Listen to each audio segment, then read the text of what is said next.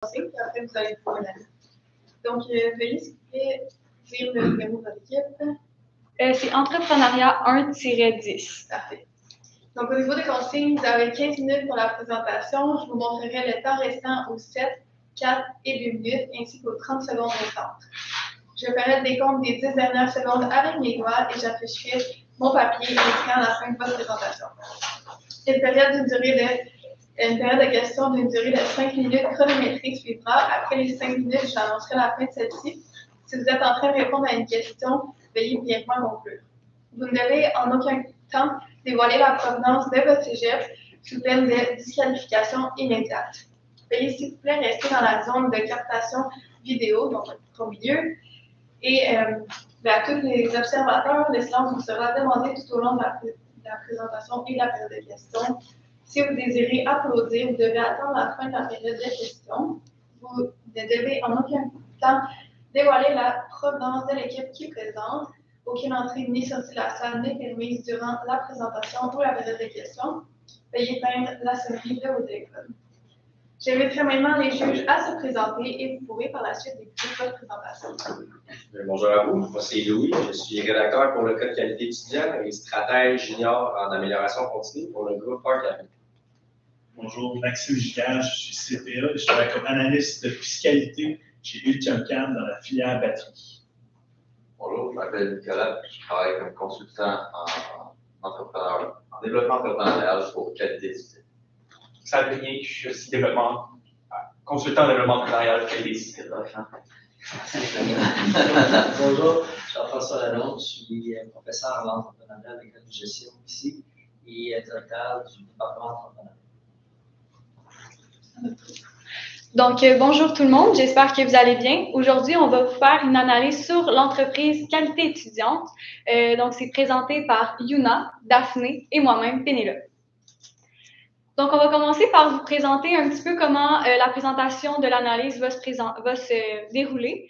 Donc, pour commencer, on va faire une présentation de l'entreprise.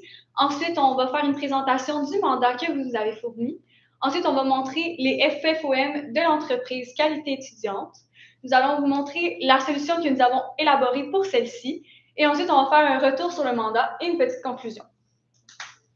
Donc, pour la brève présentation sur l'entreprise, est mise sur place, ça fait 30 ans déjà, cette année. C'est une compagnie qui consiste à développer l'entrepreneuriat, qui vise à former des nouveaux étudiants à démarrer une entreprise de peinture résidentielle. Durant leur parcours, ça va les aider à développer plusieurs compétences telles que le marketing, les ventes, la comptabilité, les ressources humaines, ainsi que l'optimisation de la production. Comme toute entreprise, ils ont des valeurs, ils ont beaucoup d'ambition de développement, ils performent beaucoup, puis comme tout le monde, ils ont beaucoup de plaisir, c'est vraiment amusant. Leur mission principale, faire vivre une expérience entrepreneur complète, inoubliable pour tous les étudiants. Puis, on compte environ 140 entrepreneurs peintres dans l'entreprise. Pour la présentation du mandat, nous avons élaboré une stratégie pour élargir le cercle de la clientèle et tout ça entre 3 à 5 ans. Nous avons aussi analysé quel territoire entre l'Ontario et les Maritimes serait intéressant de mettre notre territoire dessus. Aussi, nous avons regardé la façon de recruter des nouveaux étudiants, de comment faire face à notre concurrence et tout ça avec un budget de 250 000 $. Pour le FFOM, nous avons les variables internes et externes de l'entreprise. Donc, pour l'interne, nous avons les forces qui sont que chaque étudiant qui veut venir étudier dans cette entreprise peuvent bénéficier d'aucun frais pour démarrer leur projet. Par la suite, l'entreprise offre 100 heures de formation, ce qui est bénéfique pour chaque étudiant. Aussi, plusieurs compétences sont développées. Chacun aussi va pouvoir bénéficier d'un mentor personnel, ce qui peut beaucoup les aider pour leur projet. 85% aussi des fonds font dans leur première année plus de 100 000 $, ce qui est quand même énorme, donc un succès. Et pour la visibilité aussi, c'est quelque chose qui est important puisque on a plus d'abonnés que nos concurrents. Pour les faiblesses, il y a la langue, puisque l'anglais est moins parlé, donc ça c'est quelque chose à développer éventuellement. Aussi le manque de diversité des services. Aussi, la clientèle est plutôt restreinte puisque c'est plutôt résidentiel. Et l'âge aussi, puisque c'est entre 18 et 25 ans. Pour les variables externes, on a les opportunités. Donc, plusieurs territoires ont été offerts, comme les Maritimes et l'Ontario, pour pouvoir s'expandre. Et les menaces sont qu'il y a une autre entreprise, Peintre Étudiant, qui offre semblablement les mêmes services que notre entreprise. De plus, nous allons passer le territoire pour le nombre d'étudiants présents dans le programme. Parfait. Donc, comme ma collègue l'a dit, une de nos menaces, c'est l'entreprise Peintre Étudiant. Donc, c'est une de nos principales concurrences. Leurs services sont diversifiés. Ils offrent des services de peinture, lavage de vitres, nettoyage de revêtements extérieurs et de gouttières, ainsi que des installations de sable polymère. Sont déjà établis en Ontario, puis dans les provinces maritimes. Ils comptent environ 200 employés, eux, puis par contre, ils sont seulement résidentiels. Donc, la solution que nous allons vous présenter la solution que nous avons élaborée. Donc, premièrement, il est important de savoir que nous avons décidé d'étendre nos services sur l'Ontario et toutes les provinces maritimes qui étaient présentées. Donc, lors de la 3e année, nous allons utiliser 50% du budget de 250 000 $. Nous allons continuer d'étendre nos services sur l'Ontario puisque nous avions déjà commencé à étendre les services. L'entreprise va commencer à faire ses services au Nouveau-Brunswick puisque c'est la province qui est le plus francophone. Donc, ensuite, on va pouvoir faire des cours d'anglais enrichis pour les étudiants et les enseignants.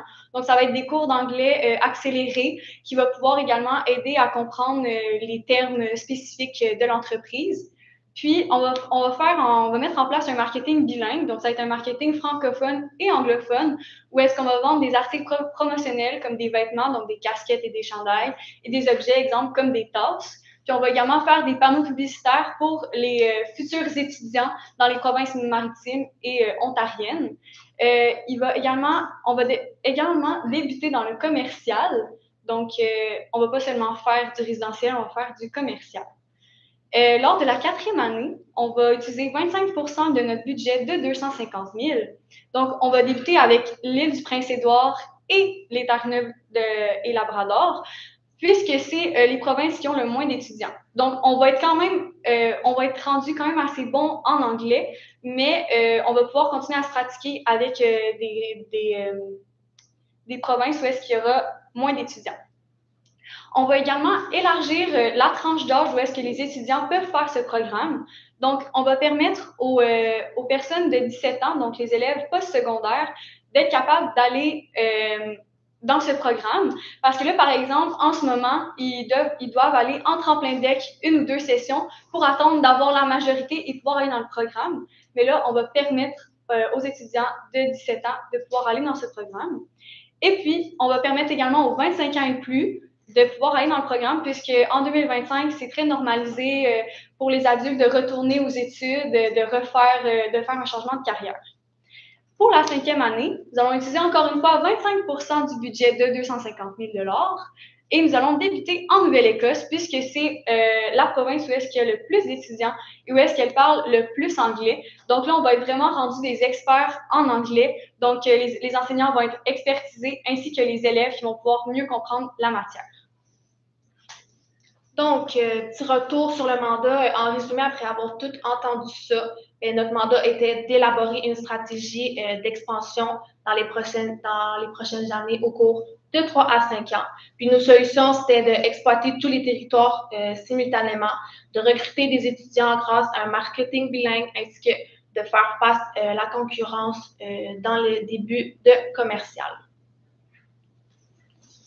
Donc, j'espère que vous avez apprécié, que vous trouvez nos solutions bonnes, puis c'est tout. Merci.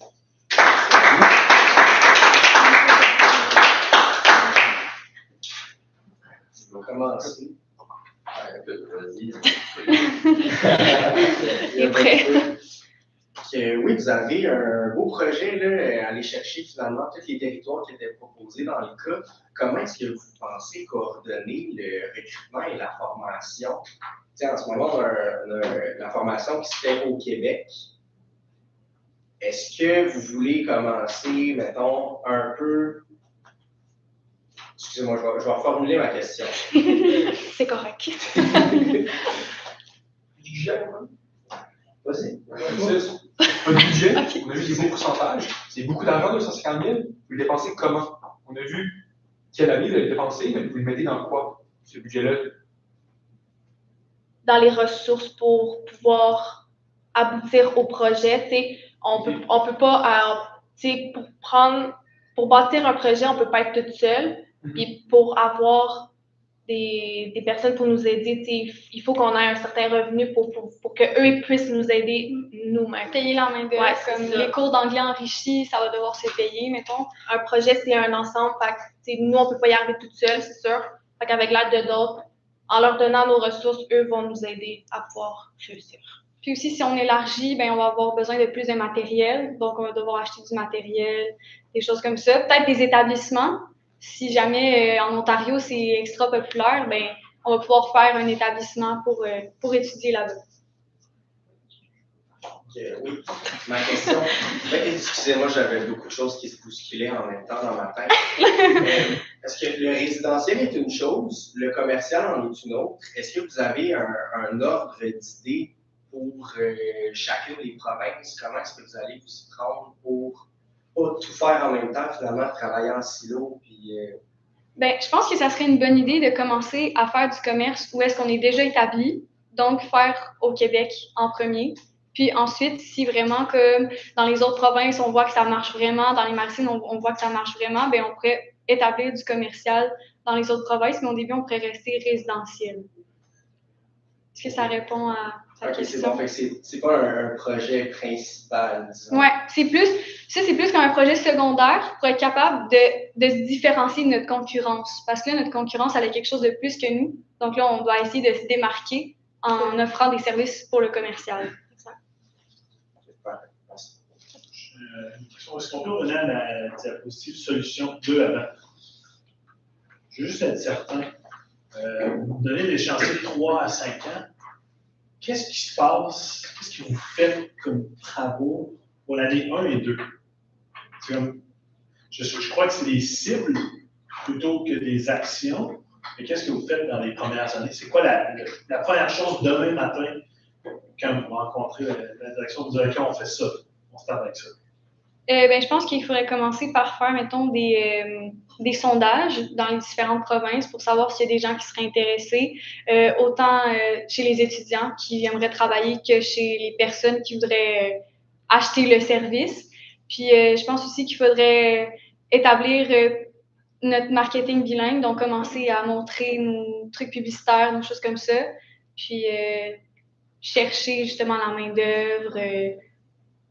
Ouais, ben, moi, un peu comme Pénélope l'a dit, ça serait comme les années de préparation, d'essai. On tente un peu le terrain, on dit à notre clientèle, est-ce que vous aimeriez ça?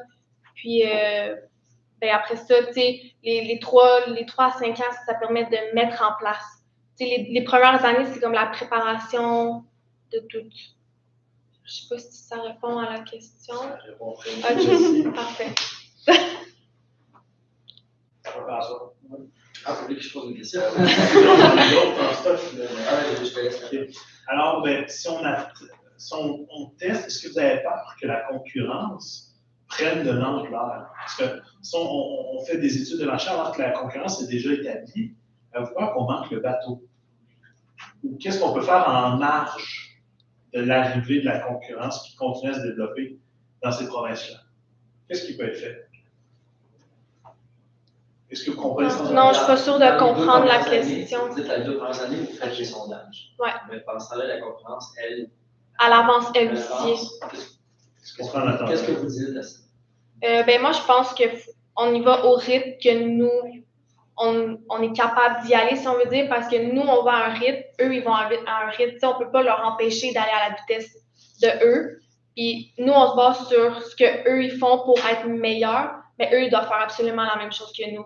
Fait que je pense qu'au final, ça revient un peu au même, vice-versa de les deux, puis qu'il faut juste faire ce que nous, on prétend que c'est bien, dans le temps qu'on pense que c'est bien, puis un peu les laisser faire, si on veut.